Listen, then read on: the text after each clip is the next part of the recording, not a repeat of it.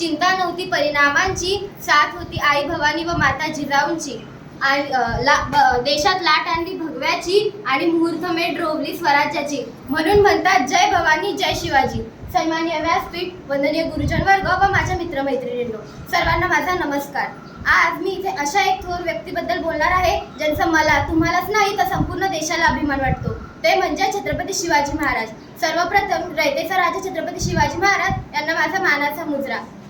19 February 1630 हा सोन्याचा दिवस. या मंगलदिनी महाराष्ट्रातील पुणे जिल्ह्यातील शिवनेरी किल्ल्यावर एका सिंहाचा जन्म झाला. हा सिंह म्हणजे शिवाजीराजे भोसले होय. ते शहाजीराजे व जिजाऊंचे पुत्र होते. शिवराय लहानपणापासूनच अत्यंत हुशार व चाणाक्ष बुद्धीचे होते.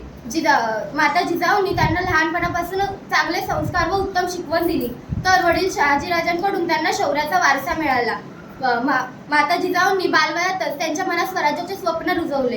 तुम्हाला स्वराज्य स्थापन करायचे आहे असा प्रचंड आत्मविश्वास त्यांच्या मनात निर्माण केला. तोरणा किल्ला जिंकून शिवरायांनी स्वराज्याचे तोरण बांधले. जीवाला जीव देणारे असे मावळे तयार केले आणि हिंदवी स्वराज्य स्थापन करून शिवरायांनी जिजामातांचे स्वप्न सत्यात उतरवले. 6 जून 1674 रोजी शिवरायांचा राज्याभिषेक करण्यात आला आणि जनतेला न्यायप्रिय असा राजा मिळाला. सर्वांना न्याय, सर्वधर्म समभाव, स्त्रियांप्रती आदर या न्यायाने वागवले. दुर्दैवाने 3 एप्रिल 1980 रोजी शिवरायांनी अखेरचा श्वास घेतला. आणि एक पराक्रमी राजा काळाच्या पडद्याआड गेला. अशा शिवरायांचे विचार आणि कार्य आजही आपल्याला नवी प्रेरणा व उत्साह देतात.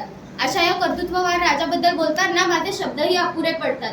शब्दही अपुरे पडती अशी शिवाजी महाराजांची कीर्ती. राजा शोभुनी दिसे जगती, असे ते शिवछत्रपती. अशा या थोर महापुरुषात माझा कोटी कोटी प्रणाम. धन्यवाद.